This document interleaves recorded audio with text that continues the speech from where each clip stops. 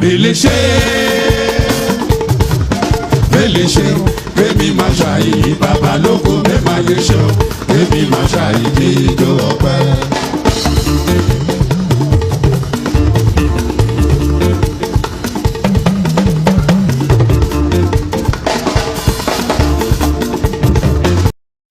King Sunny Adé àbí Sunday Adégẹyè Adéníyì tí gbogbo èèyàn mọ̀ sí Sunny Adé ní ìlú Òṣogbo ní ọjọ́ 22 oṣù kẹsàn-án 1946.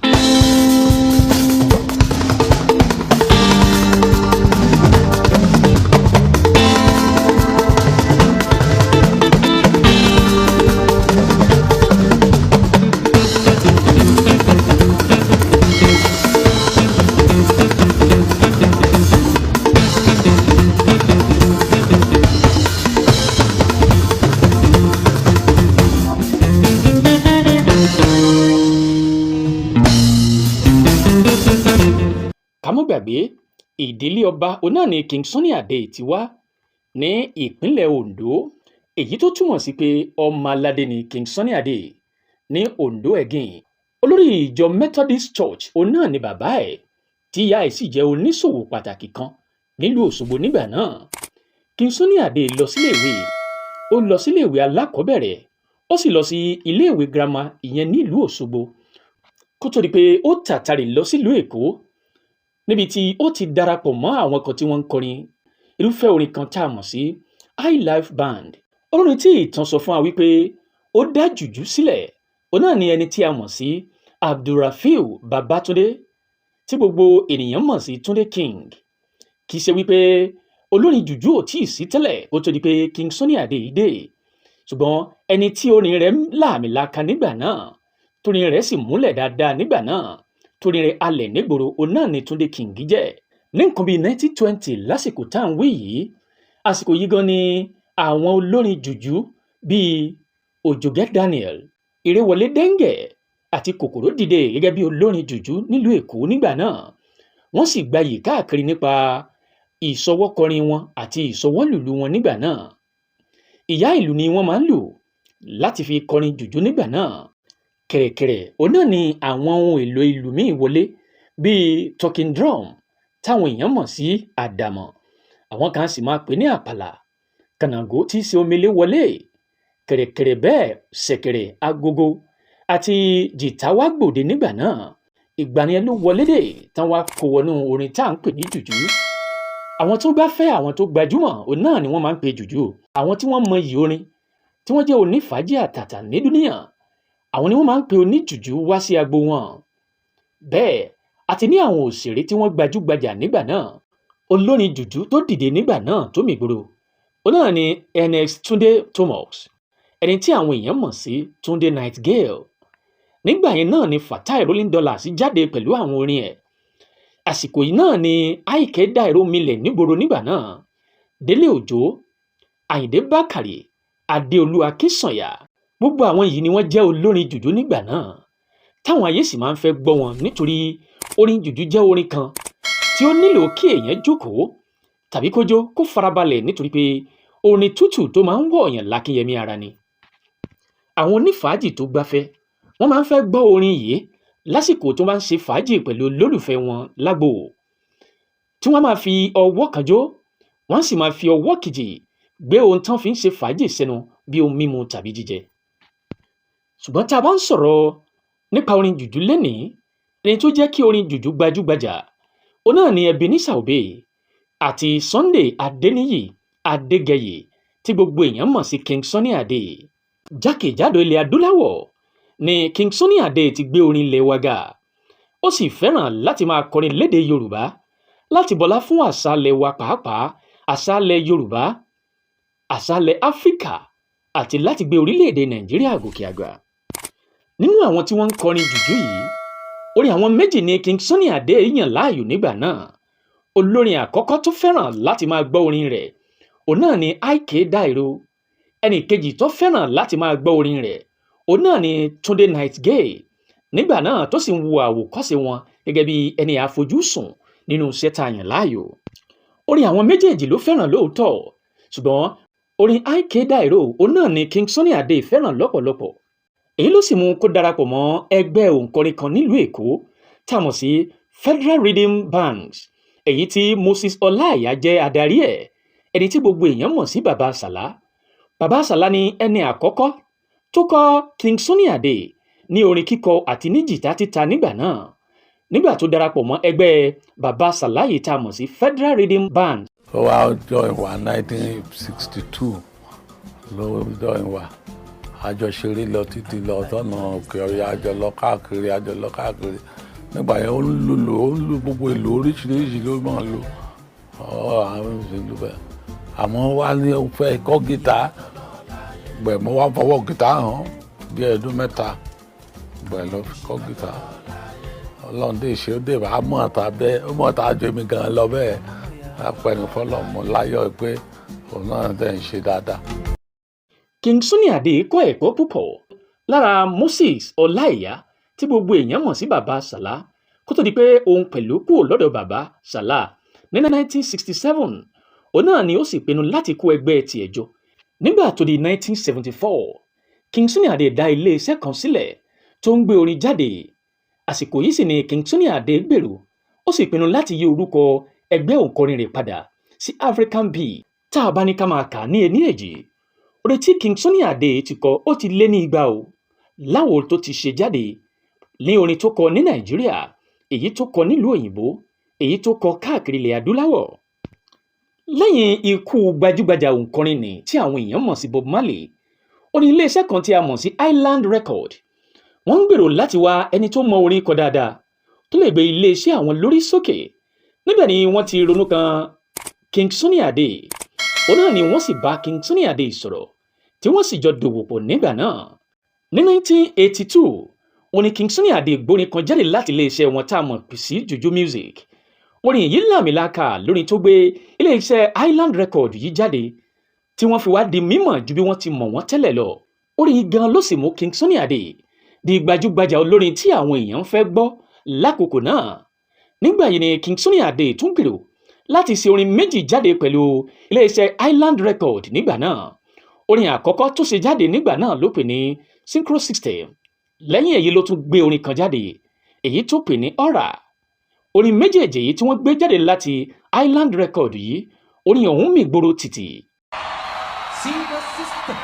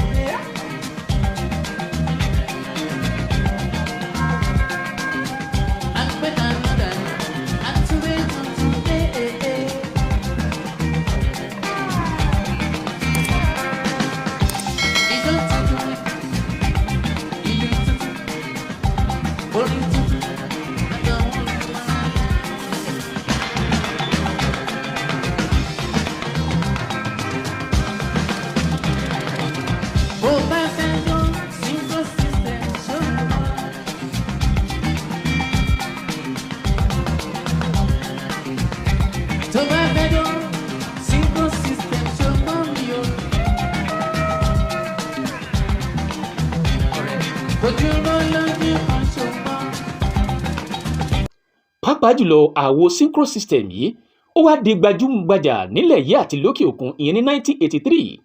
Òun náà sì ni àwo yìí gba àmì ẹ̀yẹ kan tá a pè ní Grammy Award. Èyí ò ní tó jẹ́ kí King Sunny Adé wá lókìkí sí tí àwọn èèyàn sì ń fẹ́ràn láti gbọ́ orin King Sunny Adé nígbà náà, nítorí pé orin tó kọ tó pè ní Synchro System yìí ó gba award Grammy nígbà náà, èyí tó sì jẹ́ orin àkọ́kọ́ tó jẹ́ orin Yorùbá tó gba àmì ẹ̀yẹ Grammy nílẹ̀ Áfíríkà. Ní 1983 yìí náà pẹ̀lú, òun náà ni ó gbé orin rẹ̀ lọ sílùú òyìnbó tó kọrin láàrin àwọn òyìnbó tí àwọn akátàsí gbàjó. Wọ́n fẹ́ràn ijó King Sunny Adé púpọ̀ nígbà náà. Ṣé ijó King Sunny Adé òun la fẹ́ sọ ni, àbí ohun tó fi ń kọrin rẹ̀ tó dùn ìyàtọ̀ tó dàbí olóhùn yọ̀ nígbà náà, àbí ìṣọwọ́mú jìtá King Sunny Adé tó fi máa ń play jìtá rẹ̀ láàrin àwọn òyìnbó, àbí èdè tó ń pè tó jẹ́ ìjìnlẹ̀ èdè Yorùbá, àbí èdè tó fi ń kọrin rẹ̀ táwọn òyìnbó ò gbọ́. Ṣùgbọ́n nípa bí ó ṣe ń kọ orin rẹ̀, ìlú rẹ̀ àti ijó rẹ̀, ó jẹ́ nǹkan tí àwọn òyìnbó aláwọ̀ funfun fẹ́ràn púpọ̀ láti máa jó. èyí fún King Sunny Adé ní ìwúrí láti ṣe bẹ́ẹ̀ sí láti ṣe kóríyá nínú orin rẹ̀ fún àwọn òyìnbó nígbà náà. Bí iléeṣẹ́ tá a mọ̀ sí Island Record yìí ṣe ń ṣe àjọṣepọ̀ pẹ̀lú King Sunny Adé, ṣùgbọ́n kinní kan bèyìn àjájẹ́ nígbà náà. Àwọn méjèèjì wọn ò bára wọn ṣe àjọṣe púpọ̀ tí King Sunny Adé fi sọ pé òun ò bá wọn ṣe mọ́. Ìdí tó sì fa ni pé iléeṣẹ́ yìí ó fẹ́ kí King Sunny Adé máa kọrin rẹ̀ lédè òyìnbó àti àmúlùmálà pẹ̀lú èdè Yorùbá, ṣùgbọ́n King Sunny Adé fárígá nígbà náà pé èdè Yorùbá òun náà ni òun pinnu láti máa fi kọrin òun, èyí ò ní tínú àwọn òyìnbó sì dùn sí púpọ̀ láti máa jó, ṣùgbọ́n iléeṣẹ́ Island Records yóò gbà. Bẹ́ẹ̀ náà ni àwọn àti King Sunny Adé jọ pín gààrí nígbà náà. Àjọṣepọ̀ King Sunny Adé pẹ̀lú iléeṣẹ́ Island Records yìí ó náà ló ṣí ilẹ̀kùn fún àwọn òǹkọrin kan nílẹ̀ Áfíríkà nígbà náà táwọn náà wá di gbajúgbajà. Ara àwọn tó ṣílẹ̀kùn fún nígbà náà tí wọ́n di gbajúgbajà nílẹ̀ Áfíríkà ó náà ni Yusuf Ndour tó jẹ́ ọmọ Senegal àti Saheed Keita tíyẹn jẹ́ ọmọ Mali àti àwọn èèyàn bẹ́ẹ̀ bẹ́ẹ̀ lọ. Ọ̀pọ̀lọpọ̀ àwọn olórin ni wọ́n kan sára sí King Sunny Adé tí wọ́n sì ń gbìyànjú láti bá a ṣepọ̀ láti bá a kọrin kí àwọn náà ó lè di gbajúgbajà, gẹ́gẹ́ bá a ṣe mọ̀ lénìí tí àwọn kan ń pè ní kòlábò. Àwọn èèkàn lẹ́ẹ̀kan náà ni wọ́n ránṣẹ́ pé King Sunny Adé láti jẹ́ kí àwọn jọ kọrin papọ̀ nígbà náà. Níbẹ̀ láti rí Stevie Wonder, bẹ́ẹ̀ náà la rí Manu Dibango, wọ́n jọ kọrin papọ̀ nígbà náà pẹ̀lú King Sunny Adé. King Sunny Adé kọrin ó sì gbé àwọn olórin àdídùn jáde nígbà náà, èyí tó fi hàn pé King Sunny Adé ọba orin ni lóòótọ́ nípa èdè pípé. Nígbà tó di 1995, King Sunny Adé tó jáde bí ọmọ tuntun, ó kọ orin kan jáde nígbà náà. Àwọn orin ọ̀hún ló pè ní Ẹ Dìde. Ẹ dìde ẹ mú jọ, ẹ dìde ká bẹ̀rẹ̀ mọ́lẹ̀ ká fi jọ bẹ́, ara kéńké ìjọ ti yá. Ẹ dìde ẹ mú jọ, ẹ dìde ká bẹ̀rẹ̀ mọ́lẹ̀ ká fi jọ bẹ́, ara kéńké ìjọ ti yá. Let your feeling show, let your body know, let your feeling show, let your body know. Àwọn èèyàn rò pé ó ti tán nígbà òsùn ni, ṣùgbọ́n nígbà tó di 1998, King Sunny Adé tún jáde pẹ̀lú orin kan tó pè ní Odù. Orin Odù yìí máa gbayì púpọ̀ nígbà náà, àwọn èèyàn sì jó, wọ́n rà á, wọ́n fẹ́ràn orin náà púpọ̀ láti máa kọ. Ó wá hàn gbangba pé King Sunny Adé kò ṣeé bá fi gbàgbàgà tó bá kan nínú ti ká kọrin, ká ta jìtá kájó, ká múnú èèyàn dùn. Odù yìí jẹ́ orin tó gbé King Sunny Adé jáde táwọn èèyàn fi rí pé ó kọjá ẹni tá à ń bá forí gbárí. Nínú àwọn orin yìí ló ti ṣàfihàn àwọn orin ìbílẹ̀ lóríṣiríṣi nílẹ̀ Áfíríkà.